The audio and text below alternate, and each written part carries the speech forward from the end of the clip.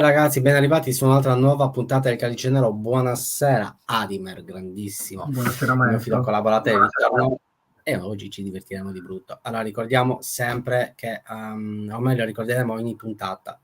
Il 19/03/2023 ci ha lasciato Francesco Falli, poi facciamo veramente italiano, quindi veramente gli facciamo le condoglianze alla famiglia e a tutti gli amici per la persona che è stata, quindi è giusto ricordarlo ogni singola puntata. Ricordiamo che poi ricordo anche, saluto Stefano Cavanna che ci ha mandato il libro Il suono del dolore, 30 anni di Funeral Doom, veramente molto interessante, con Tsunami edizioni, che mi ha risposto proprio in questo momento, quindi ci sarà tanta carne al fuoco. Adimer, vuoi presentare te il gruppo di oggi, l'onore del grande gruppo di oggi? Sì, allora, oggi abbiamo un'intervista particolare con uno dei membri fondatori di un gruppo storico per quanto riguarda l'ambiente folk black. Parliamo dei Moonsorrow e chi abbiamo tra noi è Henry Sorvali, uno dei due fratelli fondatori del gruppo. Quindi Voilà. Oh, hello. Good evening, Henry, and welcome to Il Calice Nero. It's a real honor for us to have you here, seeing your story and the band you are with in today. Ok, partiamo subito. Allora, prima di tutto ringrazio Henry per la sua disponibilità, perché per noi è un vero onore averti. Grazie veramente di cuore, perché ha 1000 impegni, però è stato disponibilissimo e per noi è stupendo. Quindi partiamo con la prima domanda. Allora, come decreteresti il Moonsorrow all'interno di un'arte contemporanea e allo stesso tempo? Come riusciresti a creare un film attraverso i full length che hai creato? So, how will you be able to put Moonsorrow into a contemporary piece of art? And also, how could you build up a movie based on the discography of the band itself? Okay, so could I make a movie out of our discography, or? Yeah, if you can if you have the ability to do that, not maybe just you, but with a studio or whatever, if you have the opportunity to do that, how will the movie look like in that case? Okay, I think the movie would, of course, it would be swords and sorcery. Well, not necessarily sorcery, because I think we would be rather poor sorcerers. We would just hanging around with leather and swords, but yeah, it would definitely be happening in about near a sea and a forest, and surprisingly villages with full of blacksmiths and whatever farmers. So it would be actually really cool to make a Moonsorrow movie out of the different albums, in a way that you could just go through time, kind of a follow 25 years of journey of young idiots who think they can conquer the world with their great ideas, and then they grow old and they still need to go riding even though they are old, and they want to stay home and drink mead and whatever. But every once in a while they decide to polish their swords again and go straight, I don't know, raiding some places, and we would need some good actors for that. I personally prefer if Danny DeVito would be me, but that's something that can be maybe discussed. That would be great, seriously. Even just, I was picturing Danny DeVito in like sorcerer clothes and stuff like that. Oh, yeah. Around. That would be fucking great. Quindi praticamente ha detto che come film lui si è focalizzato sull'idea di film, ma credo che come immagine generale possa andare bene. Ha parlato di un film che si sviluppa intanto vicino al mare, cioè tra mare e foresta, per intenderci, dove ci sono magari il termine è sbagliato, dei maghi, degli stregoni, chiamiamoli così, che girano quindi lungo villaggi dove ci sono fabbri, tutto quello che ci si può immaginare in un villaggio dell'epoca. E praticamente la storia di per sé parlerebbe di un gruppo di giovincelli 25 anni fa che decidono di mettere assieme idee per andare avanti, mettendoci in mezzo anche spade e tutto quello che serve, per poi vedere che diventano sempre più vecchi e si ritrovano in una situazione di dover scrivere ancora senza però considerare il fatto che sono vecchi e che in realtà vorrebbero starsene a casa a bere. Quindi questo è stato il concetto di base. E ha detto che per quanto riguarda attori magari che vorrebbe avere, gli piacerebbe avere Danny DeVito, quindi me lo sono un attimo immaginato vestito con tutti vestiti simili all'epoca e deve essere molto molto divertente. Okay, now since you talked about getting this started like 25 years ago or more even, now I want to talk about the actual history of Moonsorrow. What brought you and your brother to get together and play music in the first place, and what brought you to actually create or fund Moonsorrow? Yeah, well, first, to correct this usual misunderstanding, he's actually my cousin, not my brother. Okay, it's your cousin. Okay. Yeah, and but yeah, we were doing all sorts of like very bad rip-off demo projects. We kind of practiced how to make music, like more serious music, for a couple of years first. We never released anything reasonable. We never released anything we wanted to, and at some point I felt the need that I would actually have something to say, both spiritually and musically, and I kind of thought that this would be the time that I will finally shed the last like uncertainties off from my head and just make the music I want to make and make the music I believe in. And so with no stress after all, like just put it out, whatever comes out, basically. Yeah, exactly like that. And it's actually pretty fun because when you start doing demos when you're like young and you don't have much experience, you don't have any kind of burden from anybody. There are no like fans waiting. Nobody's expecting anything. You can do what the fuck you wish, pardon my French.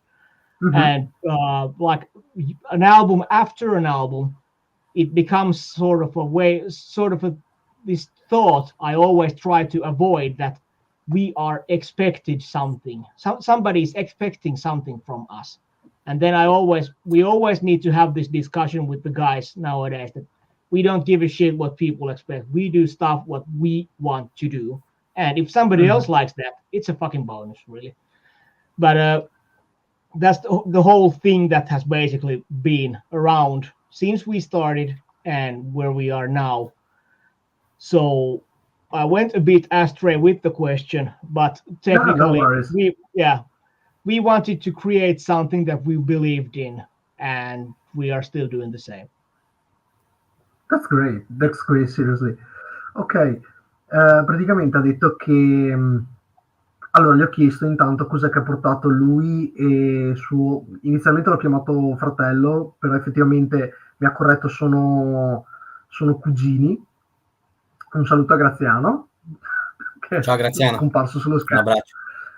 E praticamente ha detto che di per sé voleva avere qualcosa che potesse dire ok, io butto fuori quello che sento musicalmente e spiritualmente, fregandomene di quello che può essere l'opinione altrui.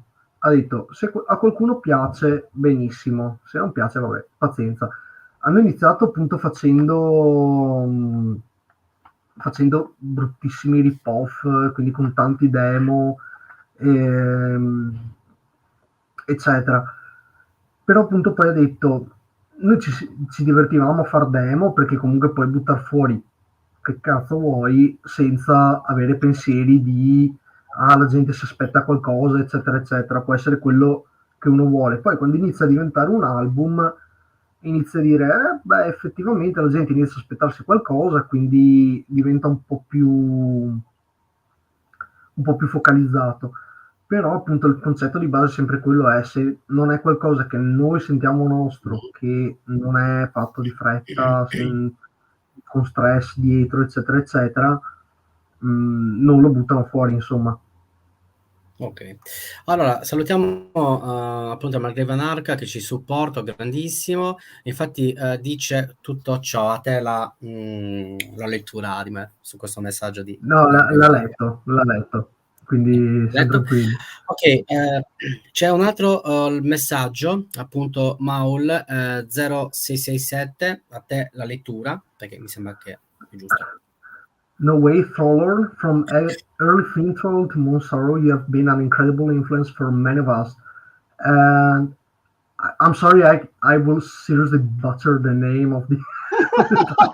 Don't worry. Abbonati? Ci sta.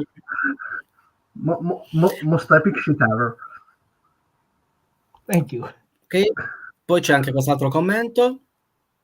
Expect you're fucking Valhalla already with all the amazing stuff you did in music. So yeah, I guess you have some appreciation coming from people here in the chat. Nice. Allora, visto che proprio voi siete uno dei nomi capostipiti appunto della musica estrema artistica, perché vi definisco un gruppo che riesce a trasformare l'arte attraverso la musica, e questo è per pochi, è veramente per pochi.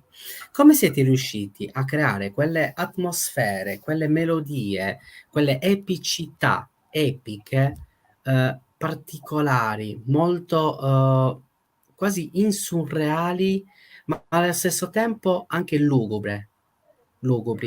È stato molto difficile questo percorso per essere una band diversa completamente dalle altre? So he is asking,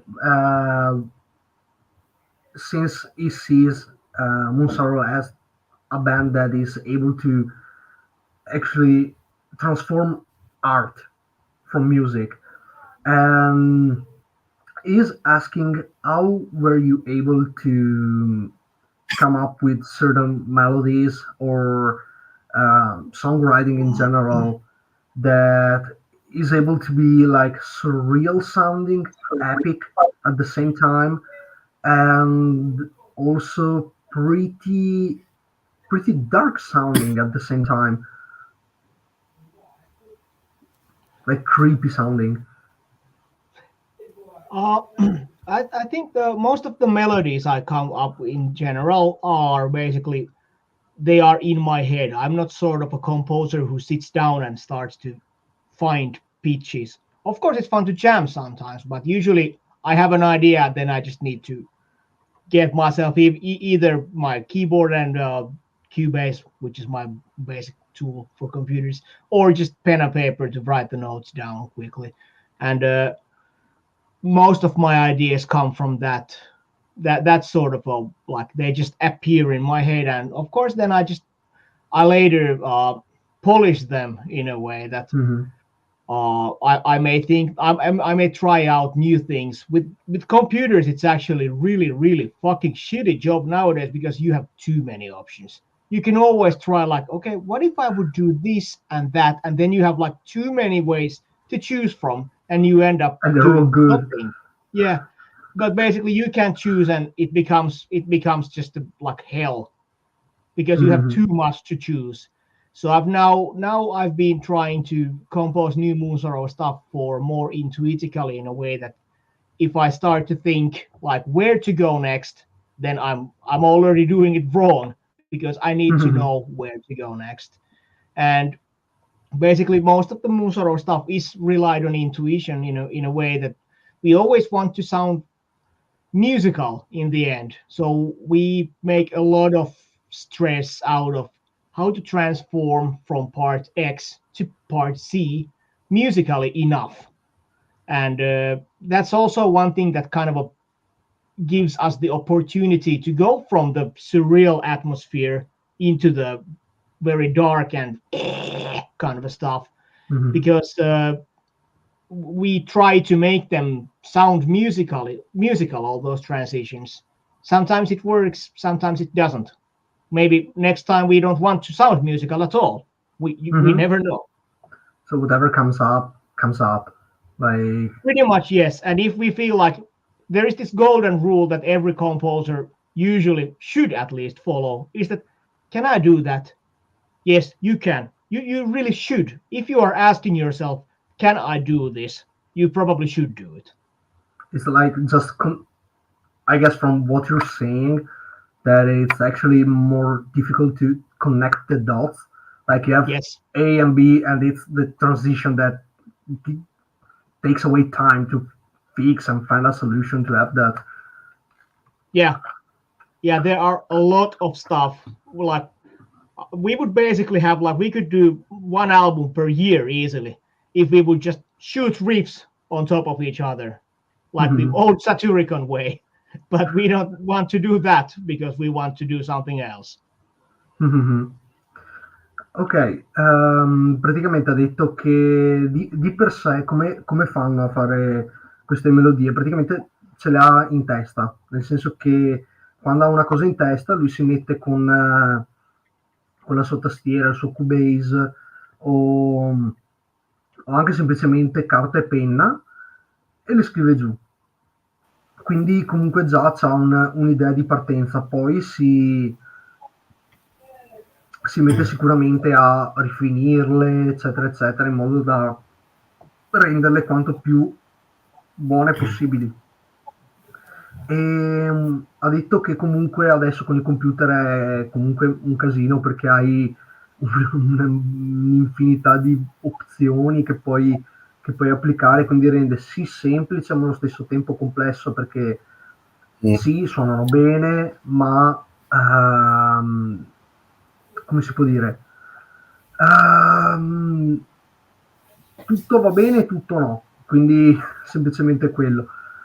Però ha detto che di per sé comunque questo è quello che toglie tempo rispetto alle composizioni, anche perché dice sì, è vero, noi possiamo anche metterci là a fare prove e scrivere, proprio metterci a tavolino, tra virgolette, e comporre musica, però vuole che sia qualcosa che sia quanto più naturale possibile. Infatti anche solo le transizioni tra un segmento e un altro tolgono tanto tempo, piuttosto che scrivere la parte in sé. Quindi appunto dice, passando da una parte epica a una un po' più cupa, è quell'aggancio che devono trovare per far fluire il tutto bene. Perfetto. Allora, leggi appunto la domanda di Maul e poi lascia a te appunto la tua domanda. Prego. Maul says, I saw Fintroll and Moonsorrow live in the early 2000s, but never with you on stage. You didn't like going on tour? Well, I actually think that in the early 2000s I've been on tours. I kind of stopped it first 2004, 2005 with Fintroll, and then about 2009 with Moonsorrow.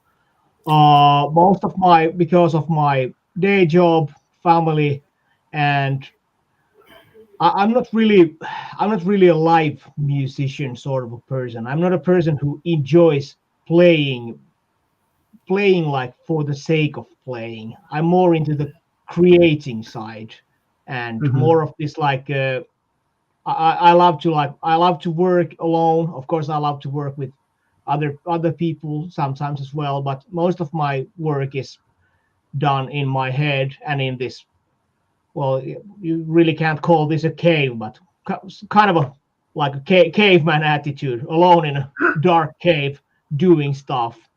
And I'm not a big fan of touring in general. My head doesn't really support that, so to say. I have I get really like well, anxious is not the right word, but it's definitely not for me. Not definitely for me, So for basically, multiple reasons. all the pressure, I guess you were going to say that actually doesn't make you good while you're on tour. Yeah, it's not. I mean, it's fun. It's fun to like have fun. It's fun to have beers and don't get me wrong, it's fucking awesome to see people enjoying us playing live. But I don't personally. I'm too aware that it's me playing there. It's kind of I can put up the show for people. I think they are more than welcome to, like they have paid for the show. So I'm not gonna just fucking stand there and stare my shoes. But and I can like for that hour and a half, I can play, I can have fun, I can legit have fun. So it's not about that I'm faking on stage at all. But it's taking its toll afterwards to my brain, like to it's extreme pressure for me, and I'm not really keen for that. All the traveling, all everything else, I'm just more into creating music, not necessarily showing off my music to people. Ok, I get it. Praticamente la domanda era rivolta a lui chiedendogli praticamente questo ragazzo, presumo, era andato a vedere fin tra le Moonsorrow agli inizi del 2000, ma non l'ha mai trovato sul palco e ha chiesto come mai. E lui ha spiegato che appunto nel 2004 aveva preso un attimo di, tra virgolette, pausa dai concerti con i Fintroll nel 2009 per quanto riguarda Moonsorrow. Non si è sbilanciato, ha detto semplicemente per motivi con famiglia e varie altre cose, e ha detto che comunque lui in generale non si è mai sentito come un musicista da palco e ha tenuto a fare una precisazione che non è che siccome lui la pensa in questa maniera non sia una persona a cui non piaccia andare a fare concerti, eccetera, eccetera, perché comunque lui sul palco dà comunque il suo dal 100%, perché dice la gente è venuta qua per vedermi, quindi do il meglio di me. E detto che comunque lui preferisce più il lato creativo e comunque ha detto che anche proprio da un punto di vista di tour in generale ha detto che alla lunga comunque ha detto ha un certo peso su quella che è la tua salute mentale, quindi si è stato molto molto sereno anche nel dire proprio che comunque se va a far concerti è perché comunque lui vuole farli. Tutto qua. E la prossima domanda. Okay, so you are the mastermind of the band itself. From what I know about you, you are playing many instruments yourself. How did you get to learn those, and what brought you to learn those instruments? Like, how were you able to actually get to do them? Yeah. Well, I'm a fan of musical instruments. Like first of all, and while guitar players they have like 7 guitars or something, I have 2, but I have all sorts of other instruments because I only need basically one instrument for each.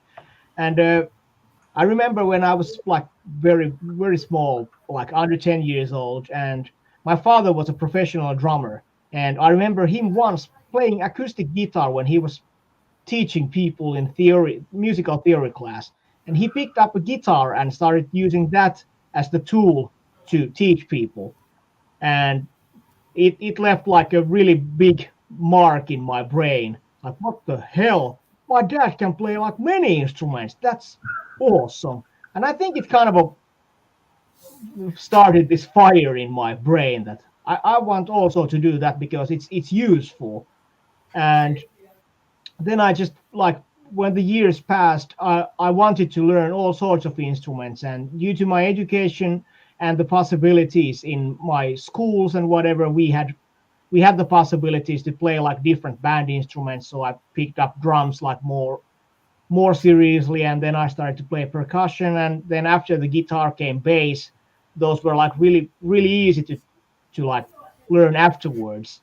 And I now I've been trying for years to get a better grasp on woodwinds in general, or like windy instruments, flutes, whatsoever. But with these fucking sausages, it's so hard to actually get any like real sound out of that. I bought a shakuhachi, and I swear that's the Japanese flute. Okay.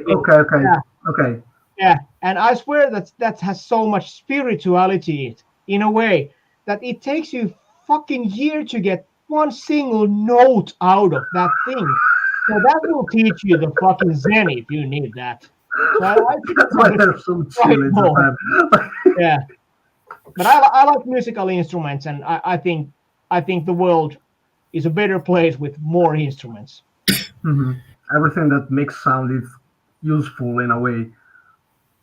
It's extremely useful. For example, in my like my real job, which is not the metal music, but I'm a composer for games, and I do a lot of live recordings by myself. It saves also a lot of, not only a lot of time, but a lot of money. Yeah, I can see that, especially when you're maybe on a budget for a game or something like that. Yeah, it saves money, but most of all, it saves time because there's no need to book a guitar player for something that I can do myself, or slap bass or something. But I still need to book a violin player. Okay. At least for now. Yeah, but I can see also the point that you can, even just researching for the right guy to do something, it requires more time than actually get into the recording itself. Yeah. I see that, seriously. Allora, la mia domanda è stata, siccome è mi viene da dire il capoccio dietro il gruppo, appunto, guardando anche quella che è la sua schiera di strumenti all'interno del gruppo, gli ho chiesto cosa l'ha portato a prendere in mano tutti questi strumenti, perché appunto stiamo vedendo anche la fisarmonica, banjo, buzuki, l'armonica a bocca, mandolino, e chi più ne ha più ne metta. E mi ha detto che praticamente l'ispirazione per prendere in mano, a parte che è stato sempre fan di strumenti in generale, ha detto che suo papà, che era batterista, stava insegnando teoria a dei ragazzi e ha preso in mano una chitarra. Lui è rimasto appunto sconvolto dalla cosa, quindi gli è rimasto il pallino di prendere e imparare quanti più strumenti possibile. E ha detto che per quanto riguarda anche solo da un punto di vista di strumenti, ha detto ci sono chitarristi che hanno 7 chitarre, eccetera eccetera, ma io ne ho solo 2, solo che ho un'altra miriade di strumenti, perché ha detto me ne serve uno per qualsiasi cosa, quindi va benissimo così. E oltre a questo ha detto che anche proprio nel suo lavoro, siccome lui come lavoro effettivo fa il compositore di colonne sonore per videogiochi, sì, ha detto che risparmia molto tempo e molti soldi, ma specialmente tempo, perché dice devi trovare il giusto musicista che faccia quelle cose, e anche solo il tempo di imparare le canzoni, eccetera eccetera. Ha detto che richiede tanto tempo, quindi risparmia molto. E poi ha detto che è divertente. Ha detto che ultimamente sta cercando di prendere la mano con strumenti a fiato in generale. Ha detto che ha preso un flauto giapponese, ma ha detto che è impossibile, che ha detto ironizzando che devi conoscere lo zen e devi applicarlo per riuscire a suonarlo. Quindi tutto qua. Ok, allora Henry, come sei riuscito, anzi, in Moonsorrow, vorresti portarli su un altro pianeta, nel senso, su un altro luogo, su un altro emisfero. Mi spiego. Allora, la tua arte, la tua vena artistica, la dovresti portare in luoghi particolari, molto molto diversi tra di loro. Mi dovresti dire quali dei 3 luoghi potrebbe essere quello più consono per far sì che l'arte, appunto, da te creata, riesca a evocare dei ricordi particolari, ok? Dei ricordi anche intimi, diciamo, tra virgolette. I luoghi sarebbero 3. Una caverna abitata da animali sconosciuti, quindi c'è quel terrore, quella paura dove stai entrando, non sai poi se esci da quel luogo, ok? L'altro luogo all'interno di un vulcano attivo o semi-attivo. Oppure l'altro luogo in una costruzione sottoterra, 50-100 metri sottoterra, quasi a rischio di far sì che il respiro non sia normale. Okay, this is huge, so I will try to reply as closely to what he said as possible, because it's pretty intricate. I mean, it's simple, but it's intricate the way he said. Basically, he asked if you are supposed to take Moonsorrow's art in a place where you can properly put the art into the real world, let's say. What are you going to pick as a place between a cave, like a dark, long cave, a semi-active volcano, or a construction that is built like quanti metri avevi detto? 50-100 metri? Tra i 50 e i 100 metri sottoterra. Between 50 and 100 meters, like below ground level, that can like give you the sense of suffocation and not being able to breathe at all. Now, that's one of the most interesting questions I've ever heard in my life. Thank you. You're more than welcome, I guess. Really good one. Unfortunately, in a way, I should be dull and say that basically we should dissect our music to each of these places, because there are songs and there are places in those songs that takes you to those particular places as well.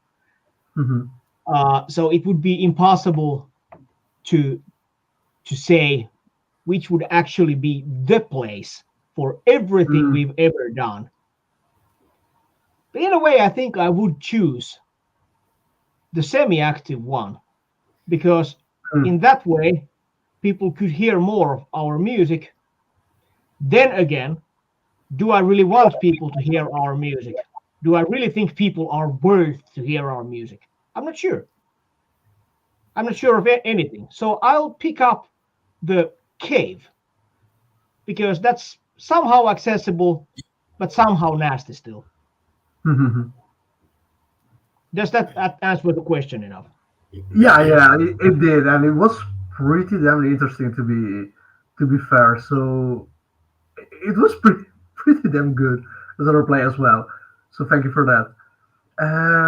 Praticamente ha detto che è impossibile scegliere un posto che sia uno che possa essere definibile come il posto. Ok. Perché ci sono alcune canzoni che ti portano in un posto, altre in un altro, eccetera, eccetera. Ma ha detto che se dovesse scegliere, prenderebbe intanto il vulcano semiattivo, perché sì, la gente può ascoltare la musica, ma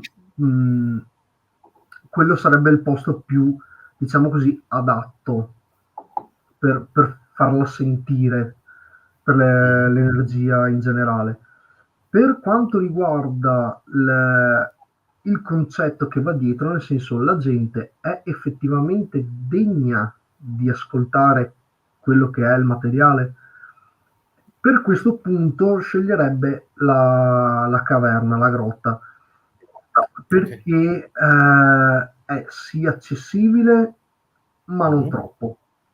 Quindi questo è quanto. E ha fatto i complimenti per la domanda, che ha detto che è una delle domande più interessanti che gli abbiano fatto. Allora voglio continuare un'altra domanda e poi lasciate la parola di me. Un libro completamente bruciato, sta prendendo ancora fuoco, quindi le fiamme bruciano completamente il libro. Henry dovrebbe entrare all'interno del libro nel mentre che sta bruciando con i suoi strumenti e da lì la ricostruzione del libro. Ma la ricostruzione del libro però deve ricordare delle stagioni come l'inverno, l'autunno, e allo stesso tempo deve scegliere un colore astratto che va a ricordare un dipinto che l'ha lasciato completamente colpito nella sua vita. Okay, this is more theoretical than actual something material. Abstract, sorry. The question is, it's not just a question per se, it's more like of a concept. There's a burning book, and all the pages are still burning, and you need to go within the book itself with your instruments and rebuild it, reconstruct it from the inside with your music. What kind of sounds will you use to rebuild it, by also putting in some sort of flavoring, let's call it like this, within seasons like winter and autumn? Cosa hai detto? Autunno e inverno? Autunno e inverno, sì. Okay, so Sì. autumn and winter. And also, what color would you use to actually get the result, and that can describe what you put out in music? I need to clarify first, is the book still burning while I'm going Yeah. there? Okay, so am I in a hurry? Not necessarily. Because you can take your time. It's slow burning. Slow burning, okay. So I need to have some sort of hurry. So I think I would pick up acoustic guitar, absolutely that. Then I would take a synth, because that will have a lot of more leeway. I could Okay. use many sounds from that, and then I would bring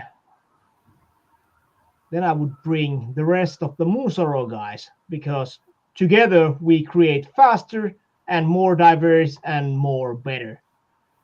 And we would probably fight for the first 2 hours about what we want to do. Then somebody would say that this is a shitty idea. I didn't like it at first. I don't like it now. Well, that's good that you said it now and not 2 hours ago. And then we almost get to a fist fight. Then we realize that, okay, we should get working. And then we're having fun again. And then we're excited. And in the end, we bring you guys up a musical story which is mostly consisting of synth and acoustic elements with a cappella singing. We bring stories of landscapes, tales long lost, and rivers. And those shall be consisting of our stories. Okay. That's quite an interesting reply, and pretty in depth, to be honest. Yeah, well, it was a rather interesting question as well. So. So, thank you. Beh, praticamente ha detto che, dato che mi ha chiesto se il libro sta ancora bruciando, gli ho confermato che sì, sta ancora bruciando, perché voleva capire se avesse fretta o meno di far uscire del materiale. Ha detto che come strumenti si porterebbe una chitarra acustica e un sintetizzatore, perché ha più diversità di suono, è molto più malleabile da quel punto di vista. E ha detto che si porterebbe anche gli altri componenti di Moonsorrow, perché così riescono a comporre più velocemente, molto meglio, e ha detto che probabilmente sarebbe una cosa molto, mi viene da dire quasi comica, nel senso che ha detto sì, inizieremo a buttare giù delle idee, eccetera, eccetera, ma ci troveremo in quella situazione di passeremo le prime 2 ore a scrivere musica che non ci piace, finché uno non viene fuori dopo 2 ore dicendo a me non è mai piaciuto, non mi piaceva prima, non mi piace adesso, se ne verrebbe fuori un altro dicendo ah beh, interessante che tu lo dica adesso e non 2 ore fa. E si prenderebbero a pugni, poi si inizierebbero a divertire di nuovo e riprenderebbero a scrivere perché ragazzi siamo di fretta. Sorry, can you talk again about the stories in the end? Because I've lost track of what I was saying. I went and then just past the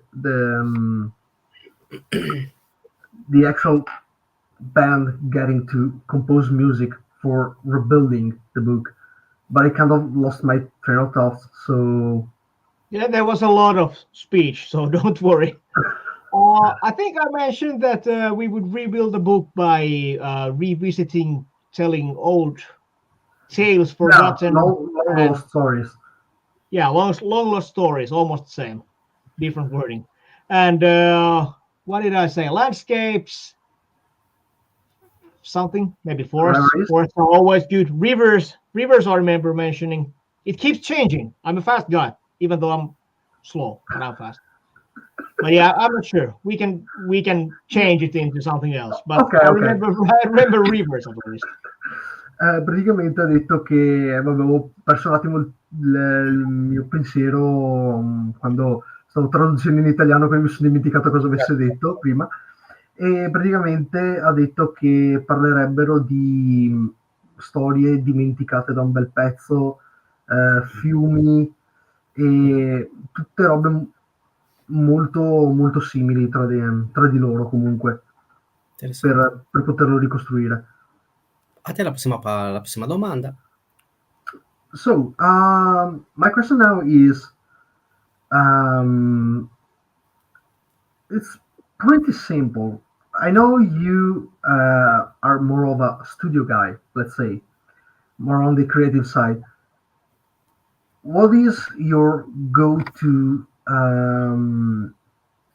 instrument or tool that you want to use to actually write or record? Like, what will you say that it's your instrument more than another? I think I should say guitar, but I actually don't like recording guitar at all. My absolute favorite instrument to record is synths. No question. The synth days are the best in every single album we do. We beat Moonsorrow, Fintroll, but every time we crank up the synths, it's just so freaking fun because you get those basic sounds, and after that, it's all like it's so creative and something that comes out right on the spot. Hey, should we try this one? And that's really, those are like really the best days of everything. I also I love to record bass, but unfortunately my cousin takes care of that, so I can't play that in Moonsorrow. That's a personal fun thing. I love to play bass in the studio. That's awesome. And another question, always related to studio. What is your funniest / best memory that you have in the studio with the Moonsorrow guys? What is something that you're still remembering until now, that you always look back at and say, okay, that has been fun? I remember one thing, like it wasn't an actual recording studio, but it was we were in a studio, but we did demo recordings for Ville's vocals in that studio. So we knew that they weren't the final takes, but he just needed to like get the phrasing right. So we were like there, and he tried like, maybe we should go no, take it instead, and trying those things out. And we had been heavily drinking on the day before, and that was the time where we weren't that tied to our families. So we went heavily drinking on Saturday and on Sunday after the studio, and on Sunday we went to the studio again to do those demo vocals, because we thought that it's not gonna take long and we can just go there with a hangover. Well, things happened, and we went there, and somebody brought a couple of beers. We got those beers, and then we decided, hey, let's get some more beers. It's Sunday after all, and we are almost young and almost irresponsible. And we didn't even have to drink much, but we had slept like 5 hours the last day or something. And when we were doing all those demo vocals, grown men, we were like literally rolling on the floor, because I don't know, suddenly all the lyrics sounded really stupid, and we started to feel like purposefully misheard them. And like then whenever like Ville started to, he wanted to like sing about those, and he couldn't, because he just like cracked up. If you have seen those like movies, like when they have these fucked up scenes at the end credits, where people are like trying to speak their lines and they're just bursting into laughter. I can't. And that was the same for us, but in the studio. And I still like, there are still some lines in that Varion album that I remember which we deliberately misheard wrongly. But that was one of the most fun. I know it's not that fun that I tell it here, because you should have been there. But we were dying of laughter, like hysterical laughter. I can imagine the idea of like him trying to record and seeing you guys in the other room. Like, no, we were actually in the same room. Oh, you Siamo recordings, yeah. Small room, and the rest of the guys drinking beer in the sofa. And one guy's like trying his best, and everybody's just drinking beer and laughing to him. We do take our art seriously, but we don't sometimes take ourselves that seriously. That's how it should be from my point of view. I mean, fuck Yeah. it is meant to be fun. Anyways. Yeah. Praticamente, allora, gli ho fatto due domande. La prima era sul fatto appunto che lui, essendo una persona più da studio, quale fosse il suo strumento preferito da registrare. Inizialmente ha detto, uno potrebbe dire la chitarra, tranquillamente, però di per sé non è che lo diverta così tanto registrare la chitarra. Ha detto che preferisce molto di più registrare tipo sintetizzatori, perché quando tiri su di volume il sintetizzatore prende tutta quell'atmosfera molto più intrigante, diciamo così, rispetto agli altri strumenti. Detto che un altro strumento che gli piace molto suonare, però in generale, nel senso quando è a casa, in studio e così, è il basso, solo che appunto ad esempio nei Moonsorrow è suo cugino che si occupa di quello, quindi è una roba fatta per piacere personale. E l'altra domanda è stata, qual è stata una dei fattacci che sono accaduti in studio con i Moonsorrow, che ancora adesso ci ripensa e si mette a ridere. Praticamente ha raccontato di una volta che stavano registrando delle linee vocali demo, praticamente erano sabato e domenica, e sabato sera avevano bevuto pesantemente, quindi erano in hangover micidiale, e la domenica dovevano registrare ancora. Quindi hanno detto, ma sì, tanto quanto tempo vuoi che ci vorrà, tanto anche se andiamo post Bornia va benissimo, ce la facciamo. E hanno iniziato a bere in studio, praticamente avevano un paio di birre, dopodiché sì dai andiamo a prendere ancora più birre, e in quella stanzetta piccolina, nel mentre stava registrando le parti vocali, si sono ritrovati a sentire i testi in maniera errata. Quindi in maniera così tanto stupida da ritrovarsi a terra cappottati dal ridere, nel mentre che c'era quest'altro che cercava di cantarle e, e non ci riusciva, quindi praticamente ha detto è una cosa che detta così magari non prende quanto vorrebbe, però ha detto, solo dover immaginare la scena dovrebbe bastare. È molto molto divertente come situazione. Sì. Allora, prego, finito? O c'è Ho altro da finito. tradurre? No. Ok. Allora, Adimer, facciamo l'ultima domanda. Allora, se appunto Henry, vedi il calice nero sulla parte in alto dove c'è Adimer, all'interno di questo calice antico o moderno, dipende da Henry, con i suoi Moonsorrow, che tipo di bevanda potrebbe inserire all'interno? Una bevanda liquorosa, una bevanda che ti lascia proprio quel sapore, retrogusto celestiale, ma allo stesso tempo quasi alcome etilico, nel senso che deve essere talmente alto l'enfasi dell'alcol che riesce a far sì che bevendo da quel calice riesce a creare una nuova track proprio per il Moonsorrow. Posso dirti dal cuore che sei un bastardo, però a fare queste domande. Cioè, io te lo dico con tutto il bene del mondo, però.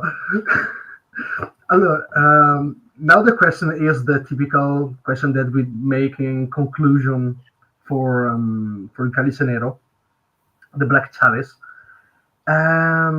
If you are going to drink something while listening to Moonsorrow from a chalice that is either modern looking or something more antiquate like this one right over here. Yeah. First off, what kind of chalice would you prefer to use? And then, what kind of drink would you get to actually make you feel like this celestial kind of sound and mood, call it whatever, and that can still be powerful enough to actually knock you out?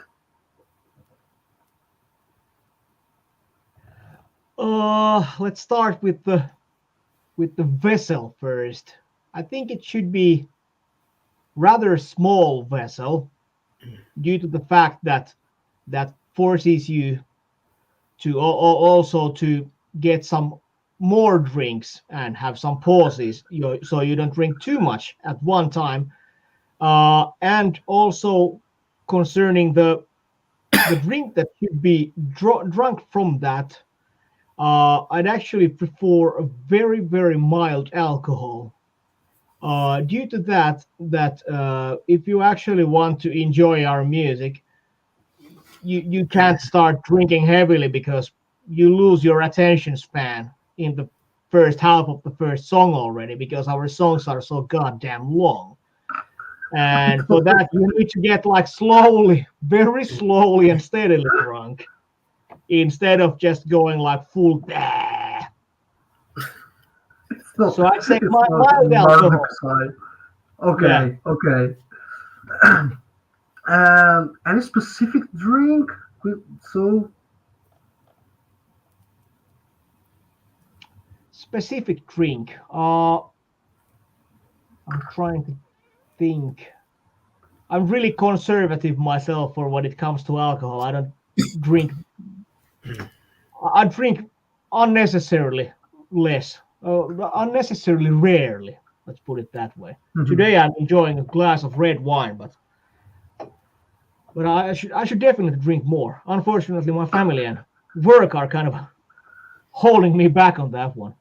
But what would be, let's say, white wine and Sprite. I know it's a fucking blasphemy. It sounds very artistic and bullshit, but I think that's something that you could at least enjoy in a warm Italian summer day, for example, in the beach, that's also while true. listening to Moonsorrow. Mm-hmm.